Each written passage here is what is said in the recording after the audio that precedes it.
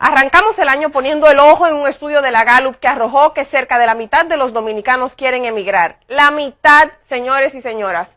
Para que se hagan de una idea, en Siria, mientras caían bombas de los cielos, la gente reportaba menos ganas de largarse, como se dice por ahí, que lo que reportan los dominicanos y las dominicanas. Según el estudio, la principal razón es la delincuencia. Claro está, caminar en las calles es casi un acto de valentía, o si no, uno de imprudencia. Quienes tienen vehículos suben a ellos con prisa y ponen seguros de inmediato. Las mujeres andamos abrazadas de nuestras carteras. Más de una familia ha tenido que sentarse con sus hijos a explicarle que si un atracador quiere su celular, no se tarde en entregarlo porque podría perder la vida. ¿Cuántos no hemos dejado que una persona que conduce de manera abusiva siga su rumbo por miedo a que de simplemente cuestionarle saque un arma y todo termine en una desgracia? Las cifras son duras, sí, pero vivir la realidad es mucho, mucho peor.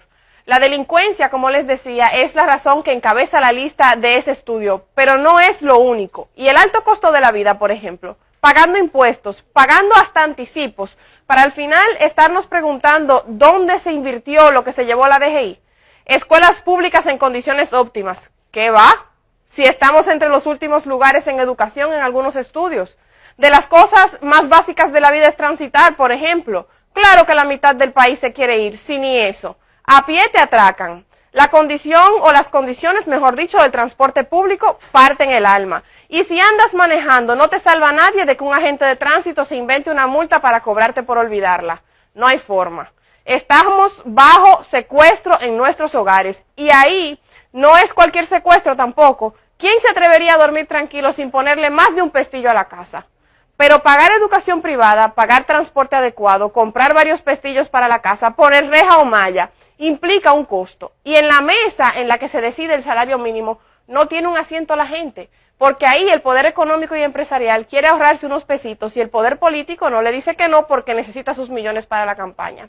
Así el salario mínimo para quienes sí tienen trabajo, que no es todo el mundo, no rinde, no da. La canasta básica en promedio supera los 30,000 pesos y en el sector privado el salario mínimo es cerca de 12,000 pesos, en el público 5,000 pesos, es decir, menos de la mitad. ¿Y cómo tener vivienda propia? Si además de los impuestos y los anticipos hay que pagar por servicios básicos, hay que tener inversor o planta porque la luz se va, y cuando llega hay que pagar la cara. Y lo del agua. El agua, señores, es algo tan básico. De los hogares que sí reciben agua potable, más de la mitad se pasa más días sin recibirla que recibiéndola. Más de medio país sin agua potable, pidiendo camiones, comprando agua, llenando cubetas en pozos lejanos, bajando y subiendo lomas para buscar agua al río. Y poner un reclamo, imposible. La burocracia en República Dominicana es un verdadero impedimento para todo. Vivir en este país es una odisea. Esta situación es terrible, definitivamente, pero quiero sobre todo resaltar la heroicidad de la gente, que se despierta cada mañana, sale a poner a funcionar su inversor, su planta, su bomba, lo que sea, y busca su agua, se alista, sale a trabajar mirando para atrás por si viene un atracador, deja primero a sus hijos en el mejor centro educativo que puede, llega a su trabajo, hace su mejor esfuerzo, paga sus medicamentos de su bolsillo, porque algunas aseguradoras se hacen las locas, como dicen por ahí, y mientras se frustra con las situaciones del tránsito o con las imprudencias en las vías, una emisora proyecta la voz de un periodista vendido, otro serio denuncia que las autoridades le escuchan las llamadas o le leen los mensajes y no pasa nada. En el Congreso no hay mayoría para aprobar las leyes que protegen a la gente, por eso no se aprueba la prohibición del matrimonio infantil, pero si se reparten unos billetes o unos carguitos, la Constitución se reforma rapidísimo. No le culpo ni le puedo culpar si llega a su casa y le dice a sus hijos que con el narco o con el rifero del barrio no se metan, que no les denuncien, que nadie los va a defender porque el policía de turno tiene con ellos un acuerdo secreto, pero a voces que quedará impune.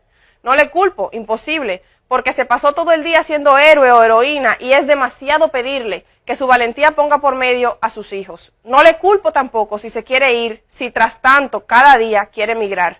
Por eso les decía que los números como ese, de que casi la mitad del país quiere emigrar, son duros, pero la realidad detrás de esas cifras es aún más difícil. Felicidades en este nuevo año a todos los héroes y las heroínas del país por su esfuerzo, por su fuerza. A pesar de todo, a pesar de tanto, este país tiene cosas inmensamente buenas y la primerita es su gente. Volvemos contigo, Ari.